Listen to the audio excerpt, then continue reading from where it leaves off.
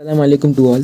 तो आज मैं आपके साथ शेयर करूंगा ओस्मानिया फाउंडेशन का फर्स्ट मिनी मॉक टेस्ट जो कि हिंदी का है। इसमें टोटल 35 क्वेश्चंस हैं। सारे क्वेश्चन मैं आपको विद एक्सप्लेनेशन अच्छे से समझाऊंगा। तो चलिए अपनी वीडियो को स्टार्ट करते हैं। तो इसमें जो फर्स्ट क्वेश्चन है हमारा, उसमें पूछा गया है कि ध्वनि कविता के रचयिता निम्नलिखित में से कौन है। तो ये ध्वनि कविता है वो जो NCERT की हिंदी जो बुक है उसमें उसका नाम है बसंत बाग 3, उसी की कविता है। तो उसके लेखक हैं सूर्यकांत त्रिपाठी निराला। तो हम बढ़ते हैं अपनी सेकंड क्वेश्चन की तरफ, जिसमें पूछा गया है कि कलियां कोमल में किस अलंकार का प्रयोग हुआ है।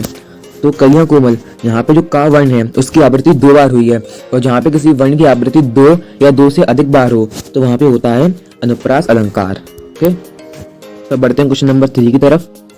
पुष्प पुष्प से तंद्रालस लालसा खींच लूंगा मैं, अपने नव जीवन का अमृत सहर्ष सींच दूंगा मैं।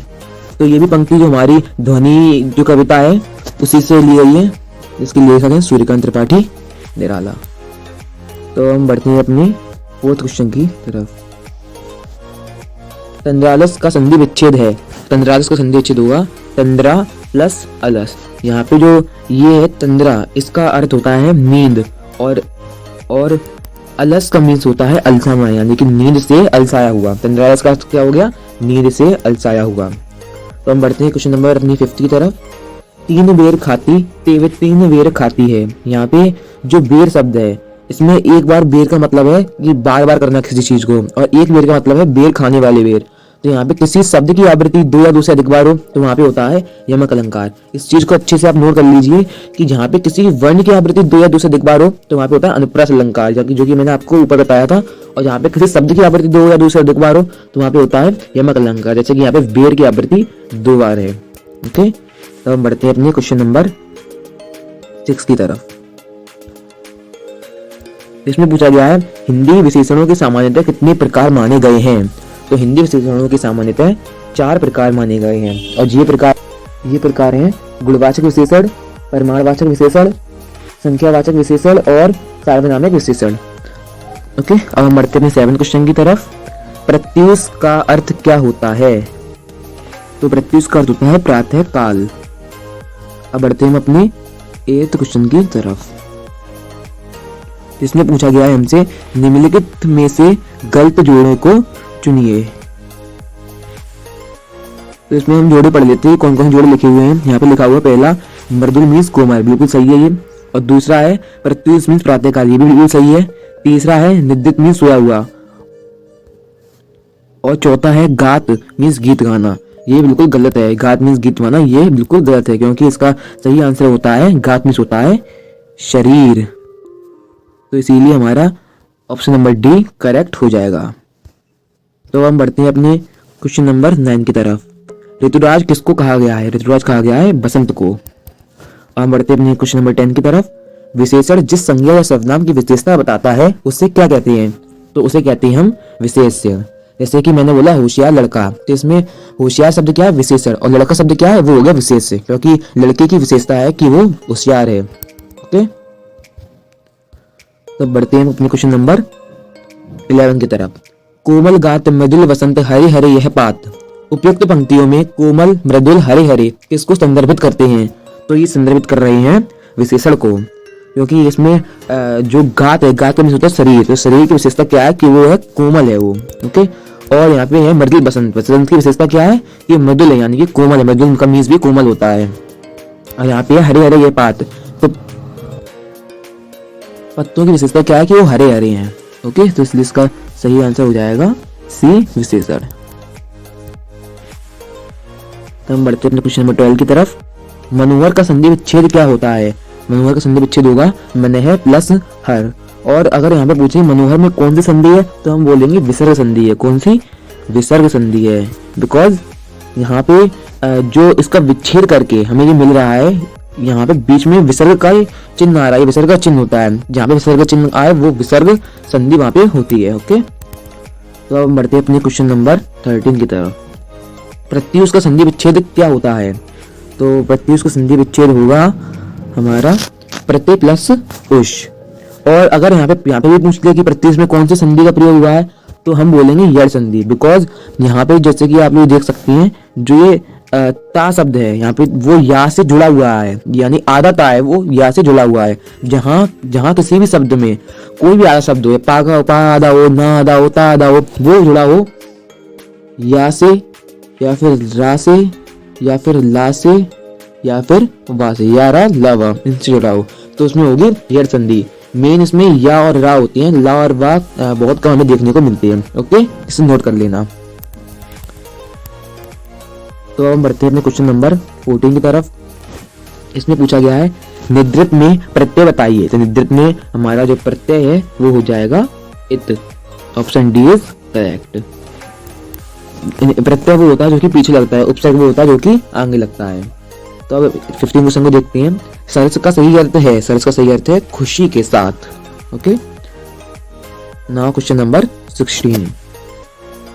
तंद्रालस शब्द का क्या अर्थ है? मैं आपको ऊपर बता चुका हूँ। तंद्रालस शब्द का अर्थ होता है नींद से अलसाया हुआ। ओके, तो हम बढ़ते हैं अपने क्वेश्चन नंबर 17 की तरफ। इसमें पूछा गया है पैतृक शब्द में प्रयुक्त प्रत्यय है। तो इसमें जो हमारा प्रत्यय पूछा गया है तो इसमें प्रत्यय होगा हमारा अक। तो यहाँ पे पैतृक का जो प्रत्यय है वो एक होगा। सॉरी, मैंने आपको अक बताया, लेकिन यहाँ पे एक होगा। ओके, तो हम बढ़ते हैं अपने क्वेश्चन नंबर 18 की तरफ। बहुधा शब्द का विलोम शब्द है, तो इसका शब्द का विलोम शब्द होगा यदा कदा। अब हम बढ़ते हैं अपने क्वेश्चन नंबर 19 की तरफ। संज्ञा को कितनी भेद में बांटा गया है? तो अगर हम ग्रामर की दृष्टि से देखें तो उसमें संज्ञा को 5 भेद में बांटा गया है, लेकिन जो हमारी जो बसंत बुक है इसमें ओनली 3 भेद बताए गए हैं, और ये भेद हैं व्यक्तिवाचक संज्ञा, जातिवाचक संज्ञा, भाववाचक संज्ञा। तो हम ऑप्शन 3 को ही करेक्ट मानेंगे। यही एएमयू में क्वेश्चन आएगा तो 3 ही करेक्ट माना जाएगा। ओके, तो बढ़ते हैं क्वेश्चन नंबर 20 की तरफ। लाख की चुनिया के लेखक कौन है? तो लाख की चुनिया के लेखक है कामता नाथ। ये भी हमारी जो बसंत भारती बुक है उसी का चैप्टर है। अब बढ़ते हैं क्वेश्चन नंबर 21 में। भगवान की डाकी की रचयिता कौन है? तो भगवान की डाकी की रचयिता है हमारे भगवती चरण वर्मा। ओके, अब हम बढ़ते हैं क्वेश्चन नंबर 22 की तरफ। हम तो केवल यह आंकते हैं कि एक देश की धरती दूसरे देश को सुगंध भेजती है, और वह सौरभ हवा में तैरते हुए पक्षियों की आंखों पर तिरता है, और एक देश का भाग दूसरे देश में पानी बनकर गिरता है। कविता का नाम बताइए। तो जो ये पैराग्राफ है ये भगवान की डाकी कविता से लिया गया है। ओके, हम बढ़ते हैं क्वेश्चन नंबर 23 की तरफ। सौरभ का अर्थ क्या है? तो सौरभ का अर्थ होता है सुगंध। तो ऑप्शन सी हमारा करेक्ट हो जाएगा। अब हम बढ़ते हैं अपने क्वेश्चन नंबर 24 की तरफ। सुख दुख में कौन सा समास है? तो सुख दुख में समास है द्वंद्व समास। तो हमारा ऑप्शन सी करेक्ट हो जाएगा। और ये कैसे करेक्ट होगा अगर हम ये पूछे तो ऐसे कि इसमें सुख दुख दिया है, तो सुख और दुख ये अपोजिट वर्ड है ना, वैसे ही माता पिता और ऊपर नीचे अंदर बाहर जहाँ किसी कहीं पे भी अपोजिट वर्ड आए तो वहां पे होगा द्वंद्व समास। ओके, तो अब बढ़ते हैं क्वेश्चन नंबर 25 की तरफ। दीवानों की हस्ती कविता की रचयिता कौन है? तो दीवानों की हस्ती कविता के रचयिता हैं भगवती चरण वर्मा। ओके,